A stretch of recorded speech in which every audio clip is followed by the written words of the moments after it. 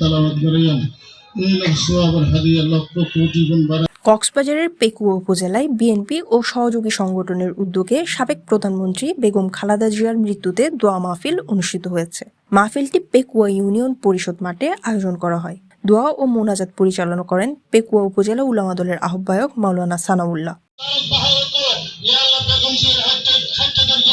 এ সময় বিএনপি ও সহযোগী সংগঠনের নেতাকর্মীরা উপস্থিত ছিলেন।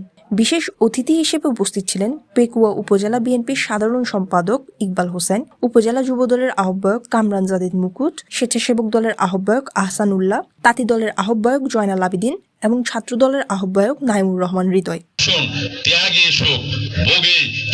উপস্থিত নেতৃবৃন্দ বেগম খালেদা জিয়ার দীর্ঘ রাজনৈতিক সেবা এবং দেশসেবামূলক কর্মকাণ্ডের প্রতি শ্রদ্ধা জানিয়ে তার আত্মার শান্তির জন্য দোয়া করেন। দেশনেত্রী বেগম খালেদা জিয়ার প্রয়াণ আমাদের বাংলাদেশের জন্য, বাংলাদেশের জনগণ, বাংলাদেশের স্বার্থ সংশ্লিষ্ট সকল বিষয়ের জন্য, সর্বোপরি আমাদের জাতীয়তাবাদী পরিবারের জন্য অপূরণীয় ক্ষতি।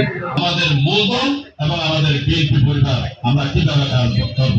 পরিশেষে আজকের এই উপজেলা বিএনপি এবং অন্য সহযোগী সংগঠনের তরফ থেকে দেশনেত্রী বেগম খালেদা জিয়ার উদ্দেশ্যে আপনার মাথা টানতে খতমে কোরআন মিলাদ দোয়ার এই অনুষ্ঠানে আল্লাহ এদের সামনে রাখে, এদেশের মানুষের